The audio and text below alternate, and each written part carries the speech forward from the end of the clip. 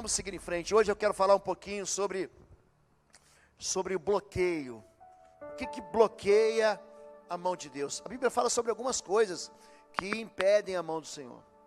A Bíblia diz no livro de Isaías que o braço do Senhor não está encolhido para que não possa salvar. Os seus ouvidos não estão impedidos, não estão bloqueados, não estão fechados, tapados, para que não possa ouvir.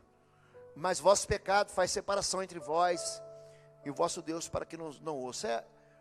Eu quero dizer para você que não é o pecado que você se aborreceu hoje, se irritou hoje. É o pecado insistente que te faz se afastar de Deus. Existem muitas pessoas na Bíblia que experimentaram rejeição da parte de Deus. A Bíblia começa logo no seu 3º capítulo, muito interessante, no 4º capítulo, Caim sendo rejeitado. Ele vem trazer uma oferta no altar, Deus diz, não vou aceitar. Essa oferta não recebo. Malaquias fala sobre isso. Malaquias capítulo 2 fala de gente que quer entregar para Deus o pior, e Deus diz, não recebo. Malaquias diz que Deus amaldiçoa as bênçãos daqueles pastores que não tinham compromisso com o nome do Senhor e adorar o Senhor. Existem muitas pessoas que são rejeitadas e têm o poder de Deus bloqueado na sua vida. Você já deve ter assistido uma partida de vôlei, não é verdade? Então, o atacante, ele sobe na rede para cortar a bola para o campo do adversário e tem uma cortina de braços ali, levanta o bloqueio e impede a bola de ir para o campo dele. Isso é um bloqueio. Eu era garoto, tinha uma série que tinha o Dr. Spock. Talvez vocês mais jovens não conheçam, mas era a série de ficção científica daquele tempo. E tinha o Capitão Kirk, que era o capitão, era o líder de uma nave estelar chamada Enterprise.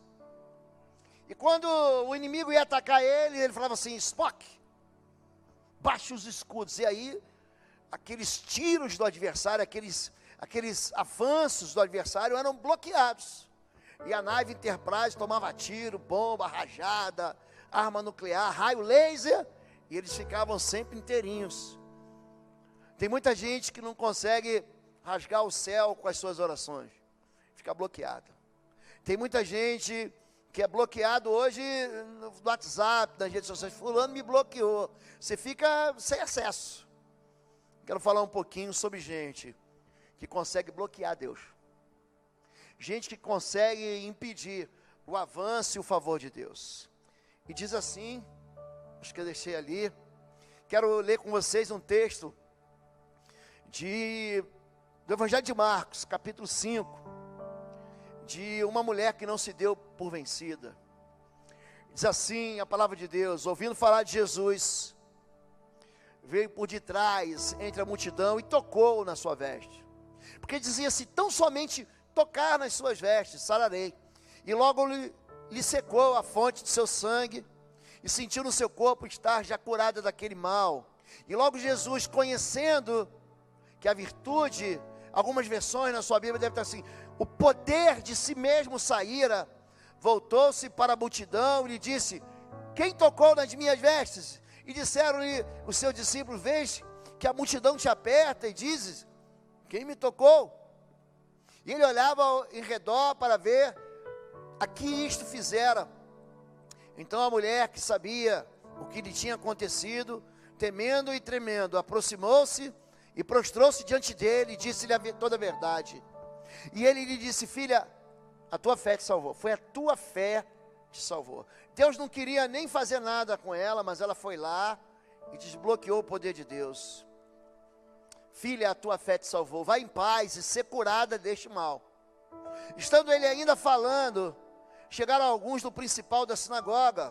Era o príncipe, ou seja, era o líder da sinagoga, a quem disseram, a tua filha está morta. Para que enfadas mais o mestre? E Jesus, tendo ouvido essas palavras, disse ao principal da sinagoga, não temas, crê somente. Esse é um dos textos assim que são apaixonantes na Bíblia. Deus, ele não tinha intenção nenhuma de curar essa mulher. Ele estava indo porque o príncipe da sinagoga, o líder da sinagoga, naquele tempo, a vida econômica, a vida política, a vida do governo daquele povo judeu, ela girava em torno da sinagoga. Isso aconteceu durante muito tempo. Você vai em algumas cidades italianas, a cidade, ela cresce em volta de uma igreja. Aqui no Brasil você vai numa cidade pequena, diz assim, essa aqui é a igreja matriz, ou seja, ela é a primeira. Aqui em Curitiba nós temos a PIB, a primeira igreja batista de Curitiba, e você vê como é que tudo cresce ali em volta dela no Batel. Inclusive ela nos semeou aqui, nos plantou aqui no bairro do Bigorrilho. Então esse homem, que era um homem muito famoso, ele se humilha. Jesus, ele está voltando de barco de Gádara, ele não dá tempo nem de Jesus tomar fôlego. Ele se humilha, se dobra e diz, Senhor, minha filha está morrendo, ela tem 12 anos. E Jesus está fazendo o quê? Está indo para curar a filha, porque aquele homem tem uma semente de mostarda, a gente chama isso da fé pequena. A fé pequena não é problema, gente, nunca foi. A fé pequena não é problema, o problema é a gente negar a fé. Jesus, ele não precisa de muito, ele precisa que você creia. Pastor, eu creio um pouco. Em Mateus 17, Marcos 9, em Lucas 17, fala sobre o poder da pequena fé. E aí, no meio do caminho, uma mulher que estava sendo bloqueada. Qual era o bloqueio dela? Para a gente aqui, isso não faz sentido nenhum, mas ela tinha um fluxo de sangue, ou seja, ela tinha uma hemorragia, é como se a regra dela nunca acabasse. Isso fazia da mulher uma pessoa segregada. A Bíblia chamava isso de imundície. É por isso que Isaías diz que as nossas justiças são como trapos de imundície. Seria como um absorvente usado de uma mulher. Pronto, não presta para nada a nossa justiça. Nós temos que ser justificados pela fé em Jesus. E essa mulher, ela não podia ser tocada. Se você pegar Levítico, capítulo de número 11, isso deixa claro, ela não podia ser, você não podia encostar a mulher. Ela tinha aquele período de 7 dias, de 5 dias da regra dela, ela ficava intocável, onde ela sentava se tornava impuro. Era uma lei daquele tempo, uma lei de saúde, era uma lei sanitária daquele tempo, que não serve para a gente hoje. Mas ela tinha o quê? Um impedimento de entrar em culto, de ser abraçada. Você imagina 12 anos sem você receber um abraço? Já imaginou isso? Teu filho não te abraça, teu marido não te abraça, teu pai não te abraça. Quem você quer amar, você não pode abraçar. É a solidão que marca, não são 12 dias, são 12 anos. Então, ela ouvindo falar dele, ela vai por trás, e ela faz aquilo que ninguém consegue fazer. Ela consegue tirar poder de Deus. E o mais interessante é a sensibilidade de Jesus. A gente muitas vezes acha que Jesus não está prestando atenção. Jesus só ouve os outros. Só os outros que têm milagre, só os outros que têm resposta. Essa mulher, ela não era crente no sentido de ter sido batizada, ela não fazia parte de uma igreja, ela somente ouviu dizer que havia um galileu, havia um homem que curava e estava passando por ali. Ela falou, é agora ou nunca. Ela então toca no manto de Jesus, e Jesus, ele sente, diga sentimento. Muita gente diz assim, a fé, ela não combina com sentimento. Mas a Bíblia diz que Jesus sentiu que dele saiu o poder. Sabe quando você ora para uma pessoa que você sabe que Deus já ouviu, que Deus já deu a resposta? Isso acontece comigo muitas vezes. Uma vez uma senhora entrou na igreja com a sua filha, e eu fui orar, o meu pastor colocou os pastores na frente para orar, e ela veio, e ela tinha uma canequinha. Gente, ela passou o culto inteiro cuspindo aquele catarro naquela caneca. Era um negócio horrível, é nojento. Só que no momento que eu fui orar por ela, ela tinha alguma coisa na garganta. Você sente como se fosse um choque ao contrário. Já tomou um choque? Você sabe quando você foi mexer na tomada e tomou um choque? Já aconteceu com você ou só comigo? Você sente alguma coisa que você quer retrair, mas nesse momento o choque saiu ao contrário. Você fala, aconteceu, eu só falei para assim, você foi curada. Na semana seguinte, no outro domingo, aquela mesma pessoa veio, mas o quadro era tão diferente que eu não reconhecia. E ela veio falar, pastor, sabe quem eu sou? Eu sou aquela moça que esteve aqui no culto domingo passado, com a canequinha. Eu estou há anos com isso, eu tinha um problema aqui na garganta. Gente, e é interessante que as pessoas querem colocar isso e atribuir isso a ser humano. Eu falei, filha, foi tua fé que te curou, você creu em Jesus.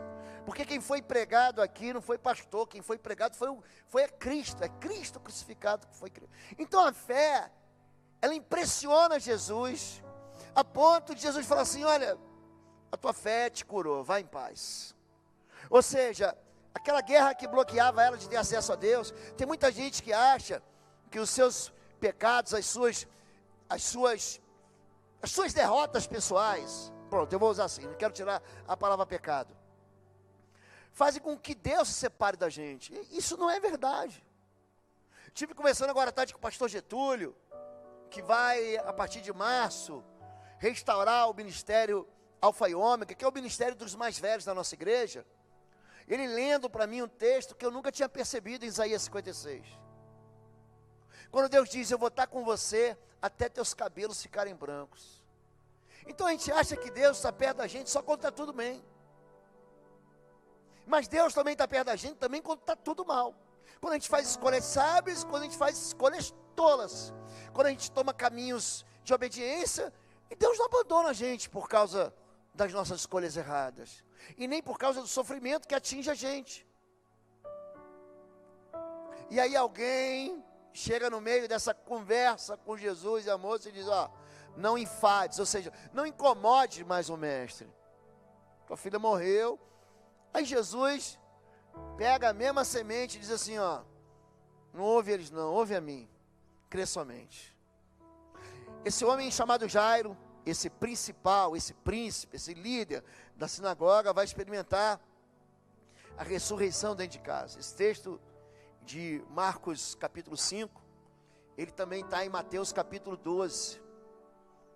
E esse encontro que desbloqueia o poder de Deus, que rasga o céu, que abre o poder de Deus, ele é atrasado e às vezes ele é abortado por causa da gente mesmo. Diz assim, a palavra do Senhor, fechou para mim aqui isso, derrotas da memória curta, voltaram atrás e tentaram a Deus e duvidaram do Santo de Israel. Não se lembraram do poder da sua mão, nem do dia em que os livrou do adversário. O que o Salmo 78 está dizendo? É que tem muita gente que não consegue se lembrar das vezes em que Deus guardou, livrou, protegeu e curou. Porque a gente acha que Deus só está presente quando o extraordinário acontece. Enquanto a minha vida é comum, enquanto eu como do feijão com arroz, enquanto eu como do ovo frito, enquanto eu experimento levantar todo dia às 6 da manhã e dormir às 10 da noite, parece que Deus não faz parte, ou como se Ele tivesse assim, se afastado, mas Ele está ali. E aqui, quando a nossa vida começa a ficar comum demais, tem gente que começa a achar que Deus se afastou, e o que Ele está dizendo no Salmo 78 é o seguinte: vocês tentaram a Deus. Sabe o que é tentar a Deus?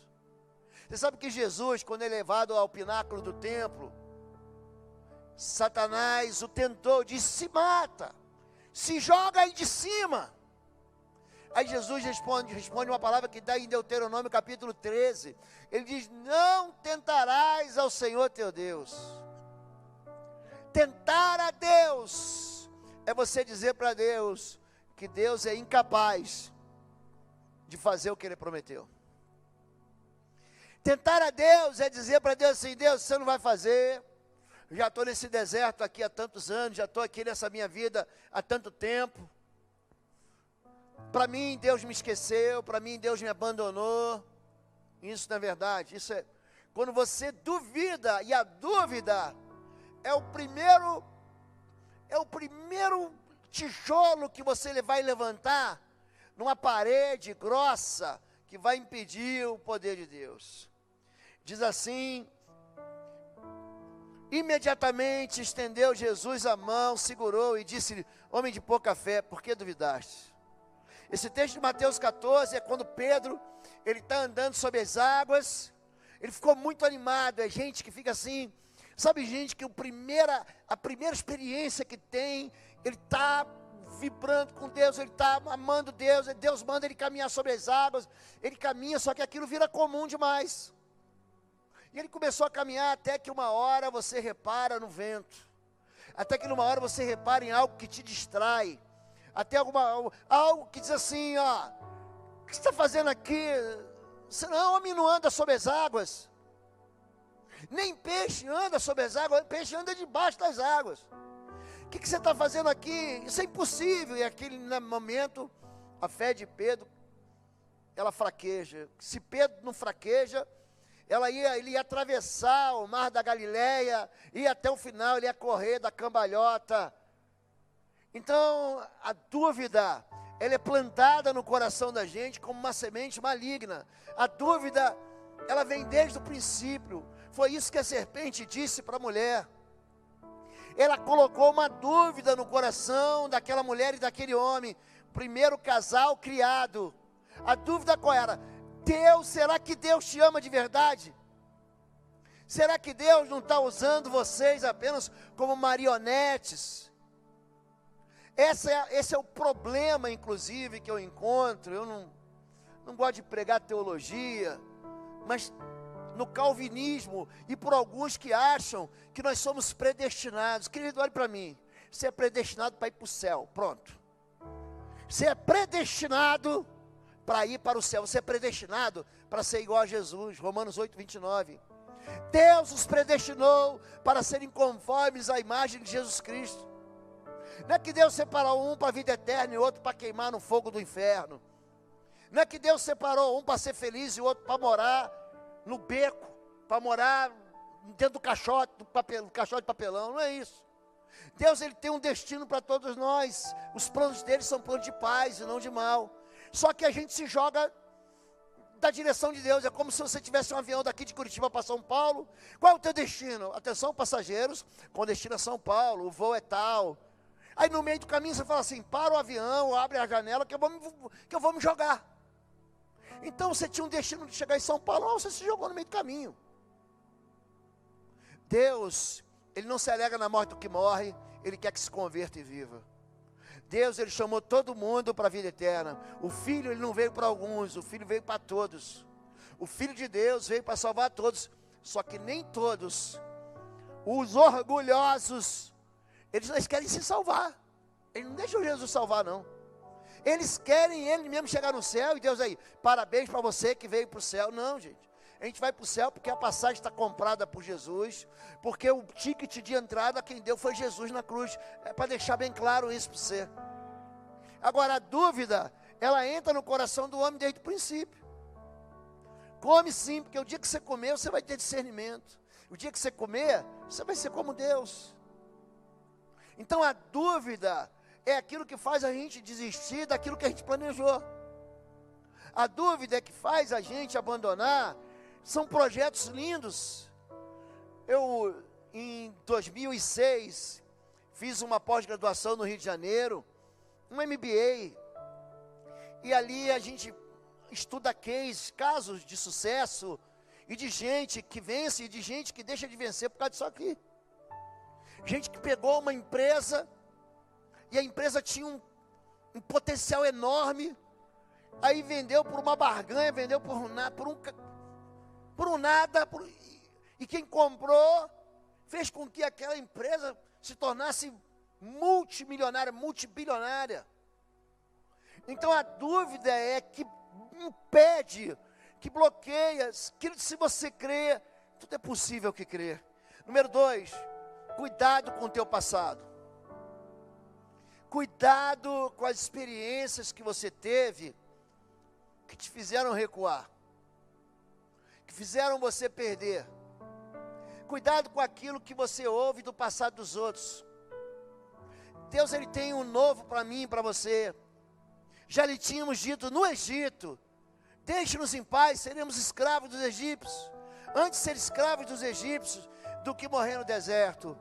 Esse povo de Êxodo 14, a escravidão estava tão entranhada nos ossos deles. A escravidão fazia tanta parte da vida deles, que eles não acreditavam que podiam ser livres.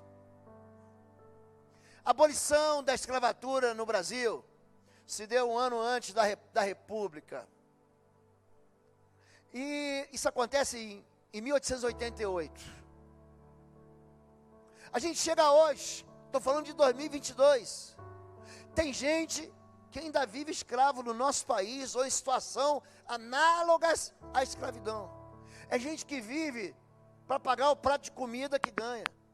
Tem gente que não acredita na liberdade, tem gente que não acredita que pode ser feliz, tem gente que não acredita que não pode recomeçar. Tem gente que fala assim: não, isso é impossível. É melhor viver no passado. É melhor viver no Egito. Quem falou que eu quero uma terra boa? Quem falou que eu quero uma terra que manda leite e mel? Quem falou que eu quero ser feliz? Não, aqui tá bom. Não vou arriscar. Porque é melhor um passarinho na mão do que dois voando. Então, pessoas que vivem aprisionados com a surra que tomaram no passado, não conseguem ser felizes. É mulher que diz: nenhum homem presta. Por quê? Porque no passado, o vovô, o papai, o namorado que deixou ela no altar, o noivo que traiu, o casamento, ela fala assim: não, homem não presta. Não, não é homem não presta. É que as suas escolhas foram escolhas infelizes, porque até nisso Deus fala: escolhe certo com quem você vai casar. Ano passado, no Congresso de Homens, nós trazemos o pastor aqui, Ricardo Vasconcelos. E ele é vascaíno, eu brinco com ele. Ricardo é Mengocelos, eu brinco com ele. E ele falou algo aqui para gente, para os jovens do sábado, que foi tão pertinente, tão bíblico. Os casamentos, tem gente que já está namorando para se separar. Oi, gente, um rápido intervalo. Você que ainda não é membro, seja membro do canal para nos abençoar. Dá um like, compartilha. E se você quer crescer em libertação e batalha espiritual, vai lá na nossa loja www.institutoexodo.com. Os nossos livros estão lá, que vão fazer você crescer nessa área e se tornar um valente na batalha. Deus te abençoe. Tem gente que já está namorando gente, que você fala: não vai dar certo. Porque ele faz escolhas que Deus diz: não faça, e ele vai fazer. E vai achar que vai dar certo, não vai. Tem gente que já começa a empresa errado. Tem gente que acha que não precisa de sabedoria, gente. Primeiro livro de Reis, capítulo 4, a Bíblia diz que o camarada mais rico da terra, mais inteligente da terra, chamado Salomão, ele recebia pessoas que pediam audiência para se aconselhar com ele. Para quê? Para saber qual era o segredo. A rainha do sul, Jesus, quando faz referência àquela mulher que veio lá da Etiópia, do lado da Somália, e veio para buscar a sabedoria de Salomão, e a gente não busca. Então, quando nós ficamos agarrados a sofrimentos do passado, a gente bloqueia o poder de Deus. É gente que quer continuar no Egito, com a vida pequena, com o mundo pequeno, com algo que ele sabe que não vai crescer, e que se você não cresce, você morre. Número 3, rebelião. O rebelde, gente, não sobe não, ele desce. Rebelde, não, ele não encontra em Deus suporte para ele ficar lá no alto, não encontra. Em verdade vos digo que muitas viúvas viviam em Israel nos dias de Elias, quando o céu se cerrou por 3 anos e 6 meses, de sorte que em toda a terra houve grande fome, e a nenhuma delas foi enviado Elias, senão a Sarepta de Sidom, uma mulher viúva que morava fora de Israel. O povo de Deus, O povo de Deus estava com um coração dividido entre servir ao Senhor e servir a um demônio chamado Baal. Eu não sei se eu ando com Deus, não sei se eu ando com o diabo. Eu não sei se eu ouço o conselho da Bíblia ou o conselho da mídia. Eu não sei em quem eu vou votar. Eu não sei o que eu vou escolher para educar meu filho. Eu não sei se eu levo meu filho na festa de 15 anos, ou se eu levo meu filho na escola bíblica no dia seguinte, ou no ministério de jovens à noite. Não sei. Gente, Deus está tão irritado que Ele falou o seguinte, vocês vão ficar sem chuva por 3 anos e meio. Vocês estão vendo o calorão que a gente está vivendo, gente? Você imagina isso, e bota mais uns 10, 15 graus lá em Israel no verão. Por isso que eu gosto de ir em outubro ali, é mais light. É um calor, eu sempre digo que a água vale mais do que ouro lá. E aí, Deus começa a apertar o povo. É a maneira de Deus dizer assim, ó, vocês querem ficar sem mim? Vocês querem adorar um outro Deus? Vocês querem dizer, então toma aí, fica com ele. Baal era o Deus da agricultura, das chuvas, da fertilidade, que fazia multiplicar. Eles achavam isso era um demônio, que buscava ser adorado. É isso que Satanás quer o tempo todo, ser adorado, quer ser Deus. E aí depois de 3 anos e meio na seca, só teve uma mulher visitada, e não foi o povo de Israel, foi o povo de Sarepta de Sidom, que fica lá na Síria. Gente, a rebelião, eu vou fazer do meu jeito, eu não me importo com o que Deus diz, o que o pastor fala, o que a igreja diz, o que a Bíblia diz, eu vou fazer do meu jeito. Você vai colher secura. E ele continua assim, e muitos leprosos havia em Israel no tempo do profeta Eliseu, e nenhum deles foi purificado, senão Naamã sírio. E todos da sinagoga, ouvindo essas coisas, se encheram de ira. Lucas capítulo 4. Jesus, ele começa o ministério aqui em Lucas 4. Ele abre a Bíblia para ensinar em Lucas 4. E os rebeldes, sabe o que eles falam? Eles ficam com raiva. É gente que você diz a verdade, ele fica zangado com você. E Jesus aqui está falando a verdade em amor, não está sendo estúpido, não está sendo um cavalo, não está sendo mal educado. Ele está abrindo a Bíblia e está dizendo, ó, vocês estão fazendo uma escolha errada, cuidado com a rebelião. Cuidado com aquilo que Deus diz assim para você, ó, não faça, ou diz, faça, e você não faz, ou não faça, e tem muita gente que diz, não, quando ele quer obedecer, quando ele quer ser favorecido, quando ele quer o milagre, aí ele acredita que Deus faz milagre. Mas quando Deus diz, se envolva comigo, se envolva com a minha palavra, ande comigo, que você vai experimentar, a pessoa não quer não.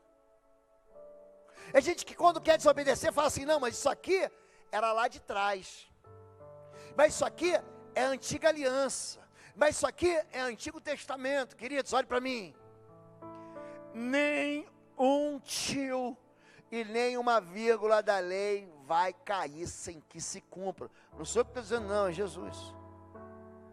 A lei te dá um norte para a tua vida, não te salva, a lei não te salva, lei não te leva para o céu. Aliás, Romanos 3,20 deixa isso claro, pela lei ninguém será salvo pelo cumprimento da lei, porque pela lei vem um conhecimento do pecado. 2 coisas que a lei te faz, não te salva, mas diz assim, ó, se arrepende, pronto. Então tem gente, como aquele povo de Mateus 19, que eles queriam porque queriam se divorciar. Aí eles perguntam para Jesus, Jesus, é lícito dar carta de divórcio para as mulheres? Aí Jesus fala o seguinte, ele não fala sobre divórcio, ele fala sobre casamento. Olha, você ouviu o que foi dito? Porque no princípio, Deus uniu o homem e a mulher, que Deus uniu o homem não separe. Eles insistem, então, por que Moisés autorizou da casa de carta de divórcio? A primeira pergunta é dúvida, a segunda é uma tolice. Aí Jesus lança em rosto a dureza, por causa da dureza do vosso coração. Então tem gente que é rebelde, e ele não quer saber de obedecer, porque não lhe convém obedecer. Ele obedece o que quer, a hora que quer, do jeito que quer. E aí ele reclama que o poder de Deus, ele está bloqueado. Número 4, cuidado com o conselho de gente que não serve ao Senhor. Conselho dos ímpios. Aliás, o Salmo 1 diz, Não ande no conselho deles. Cuidado quem é teu conselheiro. Homens que têm aparência de piedade, mas negam o poder. Se afaste deles. É gente que não pode te aconselhar. Tem uma guerra que me vem à memória agora. A Segunda Guerra Mundial, ela é repartida por batalhas. E tem uma chamada Batalha do Pacífico. Então, decoreba de prova de quem estudou guerra. Dia 7 de dezembro, era um domingo. Um general chamado Yamamoto, que era o líder das tropas japonesas, lidera um ataque a um porto no Havaí chamado Pearl Harbor. O Porto Pérola. Gente, ele ali arrasa aqueles navios que estavam ali. É o primeiro confronto. 6 meses depois, dia 4 de junho, tinha uma ilhazinha no meio do Pacífico, chamada Midway. E é justamente isso que significa metade do caminho. Midway é a metade do caminho entre a Ásia, entre o Japão e os Estados Unidos, a chamada costa oeste dos Estados Unidos. O que o japonês queria? Ele queria atrair os porta-aviões americanos para uma armadilha, 6 meses depois de Pearl Harbor. Só que eles foram aconselhados por uma mentira. Eles foram aconselhados. Gente, ali é a maior batalha aeronaval da guerra. E ali os americanos afundam 4 porta-aviões. Acabou com a tentativa desse país, que é uma ilha. Você imagina se acabar com os navios deles. Eles não têm como reagir mais. Não tem como sair do Japão agora para atacar nos Estados Unidos. Então o que ele faz? Ele cria o que a gente chama de perímetro. Quem trabalha com segurança, trabalha com perímetro de segurança. Eles destruíram o perímetro de segurança, os japoneses tomaram a ilha, por causa de um conselho errado. Segundo Samuel capítulo 16, tem um rebelde chamado Absalão, que sofre com os pecados do pai, que sofre com os pecados do irmão dele, que violentou a irmã dele. Ele fica com tanto ódio, ele fica com tanto ressentimento, que ele lidera uma rebelião. E aí, no meio da rebelião, ele fala assim: vou matar meu pai. E ali tinha um sujeito chamado Aitofel. Leia, 2 Samuel capítulo 16, Aitofel. E tem um outro, que vem dar um conselho para ele, o Sai. Aitofel é um homem de Deus. Aitofel é um homem que amava Absalão. Aitofel era um homem que queria a vitória dele. Aitofel fala assim: faz isso, você vai vencer. Aí vem o Zai, não ouve o conselho dele não.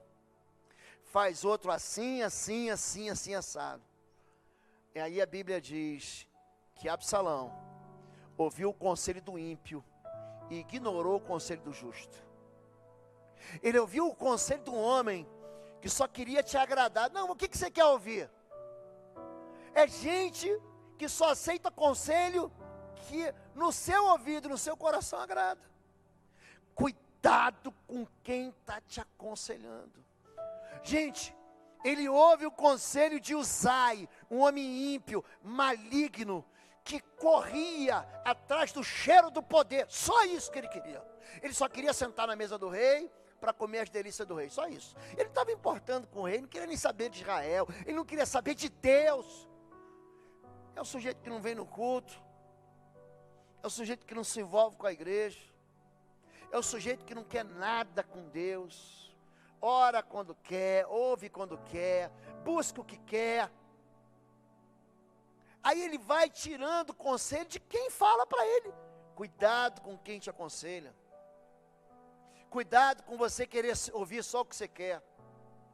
Tem irmãos aqui na igreja que me dão um conselho, falam assim: pastor, é gente que me ama. Marilene está aqui ainda? Marilene começou o culto com o Christian. Me amam. Pastor, é melhor a gente não trazer o pessoal para frente. O número de casos subiu um pouquinho.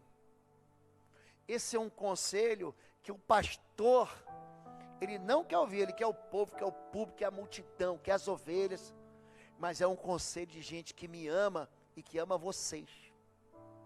E na hora, eu já vinha com isso no coração, eu ouvi o quê? O Senhor. Por que que o poder de Deus, ele é impedido? Porque diz assim, Eclesiastes 9:18, melhor é a sabedoria do que as armas de guerra, mas um só pecador destrói muitos bens. Basta uma pessoa para destruir o que você fez, uma pessoa. Para tirar de você o que você conquistou, uma pessoa. Tem uma pessoa só que vai te aconselhar e vai te afastar do poder de Deus. E por último, para encerrar. Gente que não consegue crer que é possível. Em verdade vos digo que aquele que crê em mim, fará também as obras que eu faço, e outras maiores fará, porque eu vou para junto do Pai. João 14:12, esse versículo não pode sair da sua vida. Ele não está falando de experiência, ele está falando de fazer. Não é que alguém vai fazer para você, é que você, pode colocar o texto de novo? Em verdade vos digo, que aquele que crê em mim também fará as obras que eu faço. Você precisa entender, você precisa compreender, que aquilo que Jesus fez, e que te impressiona, também é possível você fazer. Também é possível, na sua vida, você viver. E tem gente que leva isso aqui para qualquer lado, para conquista econômica, para conquista familiar. Ele leva para que lado, como se fosse assim, não, é se eu tiver a fé na fé, não é fé na fé. É quando você tem fé que o teu Deus está contigo. Isso desbloqueia. Quando a pessoa não consegue entrar no lugar do impossível, gente, essa pessoa não conquista nada. Eu citei aqui Mateus 12, quando Jesus vai entrar, em Marcos capítulo 5 também, Lucas capítulo 8 também, quando Jesus entra na casa do líder da sinagoga, ele não deixa entrar todo mundo não, gente, não deixa não. Ele fala, Pedro, Tiago, João, os três comigo, o resto fica de fora. Aí tinha gente chorando, se lamentando, tinha gente dizendo, deixa o Jesus para lá, te vira, não é mais possível, já morreu. Ele se afasta de gente que tem aparência de piedade, mas nega o poder. Ele se afasta de gente que parece que é de Deus, mas faz você desistir. Gente, não desista, porque o poder de Deus, ele está liberado para todo mundo que crê. Ele está liberado, e se você crê, tudo é possível que crê. Em Gênesis capítulo 18, Abraão está tão preocupado com o sobrinho dele. Deus, ele desce, aí é uma teofania, Jesus com 2 anjos. Ele fala assim, vou acabar com Sodoma e Gomorra, os pecados deles subiram até mim, é horrível o que eles estão fazendo lá. Ele não está falando de homossexualidade não, gente. Sodoma e Gomorra não foi destruído por causa de homossexualidade não. Foi destruído, sabe por quê? Porque o pessoal tinha uma idolatria em ser feliz. E eu faço e pago qualquer preço para ser feliz. Quanto é que custa? E aí Abraão fica louco. Fala, Deus, e se tiverem 50 justos, por quê? Porque o sobrinho dele, que ele achava que era herdeiro dele, ia morrer, e agora eu? E agora que eu tenho, naquele dia, aquele ano, ele tinha 98 anos, 98. E como é que vai ficar a minha descendência? E como é que vai ficar a promessa do Deus que falou comigo lá na Babilônia, em um dos cadernos, falou assim, você vai ser pai de nações.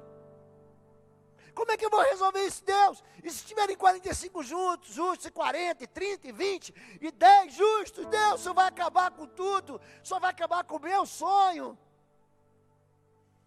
Gente, Deus diz não. Mas para você ficar calmo, só você tranquiliza. Ano que vem eu vou voltar aqui. E a tua mulher que tem 89 anos, ele tinha 98. Vai dar à luz a um filho. Ela dá uma gargalhada. Porque a gente não sonha com a bisavó da gente ficando grávida. Você sonha com isso? Você não acha graça? Pensa na bisa, né, grávida. Você fica pensando, quem foi que gerou o filho? Mas vem cá, com quem que minha avó teve isso? Porque o biso já morreu. Quem foi que teve esse encontro com vovó para ela ficar grávida? Você não pensa aí? Não é piada de almoço de domingo? É. Aí Deus pergunta para ela, vem cá, por que você está rindo? Há alguma coisa impossível, Senhor? Gênesis 18, 14. Há alguma coisa, de verdade, há alguma coisa impossível, Senhor? Não há nada. Então o que bloqueia o coração de Deus é a gente mesmo. É a nossa incredulidade, é a nossa dúvida, é a gente se rebelar, é a gente ficar ouvindo conselho de quem não quer nada com Deus, não vive com Deus, quer mudar o rumo da tua história, da tua vida, do teu ministério, do teu casamento, dos teus filhos, é isso. Só que aí, depois que você desobedece, aí você fala, mas meu Deus, por que eu fiz isso? Aí, o que Deus faz? Bora voltar lá atrás e consertar então, vai. Você lembra o que Jesus fala para a igreja de Éfeso? Eu tenho contra ti que você esqueceu o primeiro amor. Você deixou. Então volta lá atrás. Às vezes a gente pega um desvio errado. A gente entra numa rua errada. O que você tem que fazer? Tem jeito, você tem que voltar para consertar o teu rumo. Amém? Vamos orar pelo poder de Deus. Você crê que o poder de Deus está disponível para a sua vida? Fique em pé em nome de Jesus. Rigorosamente. 9h30. Feche os olhos. Pai, os teus filhos não vieram ouvir um ser humano falar. Os teus filhos não vieram ouvir um homem. Eles vieram ouvir ao Senhor. Eles vieram aqui para te adorar, para sacrificar louvores, para sacrificar o fruto do seu trabalho em forma de ofertas e dízimos. E vieram aqui, Pai, para ouvir a tua voz. Tu és Deus sobre toda essa igreja. São pessoas na expectativa da manifestação do teu poder, para libertar, para curar, para salvar a gente que está perto da gente, e está destinado, está tomando uma direção para longe do Senhor, uma direção para distante da vida eterna. São pessoas que estão sendo há muito tempo atropeladas por dívidas, é muita gente sendo frustrada de sonhos que eles não sabem como vai se realizar, mas hoje, Pai, nós queremos juntos aqui tirar do nosso coração toda dúvida, porque só o Senhor é Deus, só o Senhor Deus. Tira do nosso coração, Pai, rebelião, desobediências que nós estamos cometendo, que tem afastado o Senhor de nós. Tira de nós conselhos, Pai, que tem roubado a nossa fé. Tira de nós as vozes que tentam nos afastar do caminho que o Senhor tem para nós, que tem levado a gente a derrotas nas batalhas da vida. Nós temos, Pai, a Tua palavra como uma direção inequívoca de felicidade, de paz, de alegria, de resposta que nos faz prosperar em todos os caminhos. Deus, em nome de Jesus, nós queremos colocar nossa confiança no Senhor. Nós queremos colocar o nosso coração inteiro no Teu altar. Queremos colocar o futuro que o Senhor tem nos dado, Pai, nas Tuas mãos. Rompe as mentiras que o passado fazem rondar a nossa mente, o nosso coração, e tem nos apontado para um lugar de derrota. Rompe com isso, Deus. Nós queremos olhar para frente, queremos olhar para um Deus que faz o novo, queremos olhar para Deus que traz à existência aquilo que não existe. Nós confiamos no Senhor, Deus, e entregamos nossa vida nas Tuas mãos, em nome de Jesus. Amém. Você pode dizer amém comigo? Você pode concordar aqui na terra, amém? Leva essa palavra no teu coração, amém?